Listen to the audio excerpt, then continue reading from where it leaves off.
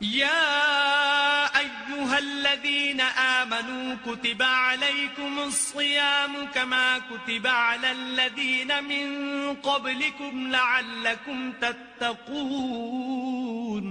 مومنو، تم پر روزے فرض کیے گئے ہیں جس طرح تم سے پہلے لوگوں پر فرض کیے گئے تھے تاکہ تم پرہیزگار بنو. أياما معدودات فمن كان منكم مريضا أو على سفر فعدة من أيام أخر وعلى الذين يطيقونه فدية طعام مسكين فمن تطوع خيرا فهو خير له وَأَن تَصُومُوا خَيْرٌ لَكُمْ إِن كُنتُمْ تَعْلَمُونَ. روزوں کے دن گنتی کے چند روز ہیں، تو جو شخص تم میں سے بیمار ہو یا سفر میں ہو تو دوسرے دنوں میں روزوں کا شمار پورا کر لے، اور جو لوگ روزہ رکھنے کی طاقت رکھیں لیکن رکھیں نہیں وہ روزے کے بدلے محتاج کو کھانا کھلا دیں، اور جو کوئی شوق سے نیکی کرے تو اس کے حق میں زیادہ اچھا ہے، اور اگر سمجھو تو روزہ رکھنا ہی تمہارے حق میں بہتر ہے. شهر رمضان الذي أنزل فيه القرآن هدى للناس وبينات من الهدى والفرقان فمن شهد منكم الشهر فليصمه ومن كان مريضا أو على سفر فعدة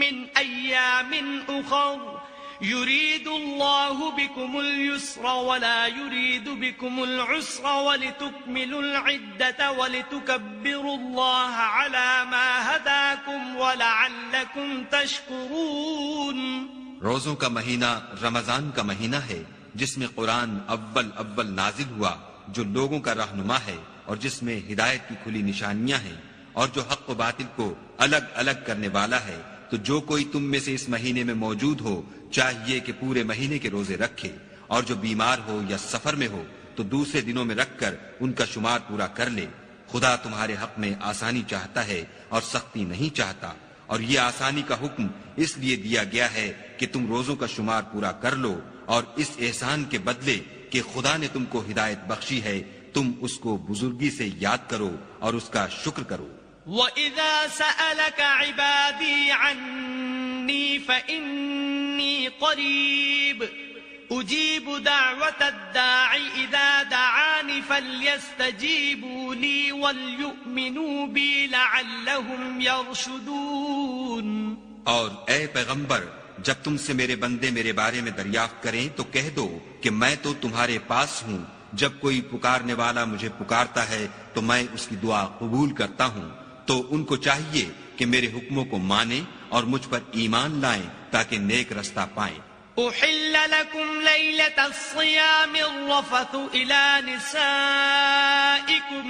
هن لباس لكم وأنتم لباس لهم علم الله أنكم كنتم تختانون أنفسكم فتاب عليكم وعفى عنكم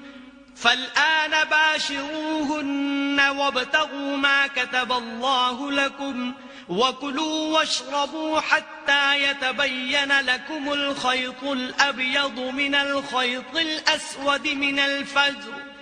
ثم أتموا الصيام إلى الليل ولا تباشروهن وأنتم عاكفون في المساجد تلك حدود الله فلا تقربوها كذلك يبين الله آياته للناس لعلهم يتقون. روزوں کی راتوں میں تمہارے لیے اپنی عورتوں کے پاس جانا جائز کر دیا گیا ہے.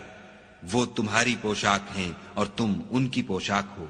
خدا کو معلوم ہے کہ تم ان کے پاس جانے سے اپنے حق میں خیانت کرتے تھے، سو اس نے تم پر مہربانی کی اور تمہاری حرکات سے درگزر فرمائی. اب تم کو اختیار ہے کہ ان سے مباشرت کرو، اور خدا نے جو چیز تمہارے لیے لکھ رکھی ہے یعنی اولاد، اس کو خدا سے طلب کرو، اور کھاؤ اور پیو یہاں تک کہ صبح کی سفید دھاری رات کی سیاہ دھاری سے الگ نظر آنے لگے. پھر روزہ رکھ کر رات تک پورا کرو، اور جب تم مسجدوں میں اعتکاف بیٹھے ہو تو ان سے مباشرت نہ کرو، یہ خدا کی حدیں ہیں، ان کے پاس نہ جانا۔ اسی طرح خدا اپنی آیتیں لوگوں کے سمجھانے کے لیے کھول کھول کر بیان فرماتا ہے تاکہ وہ پرہیزگار بنے۔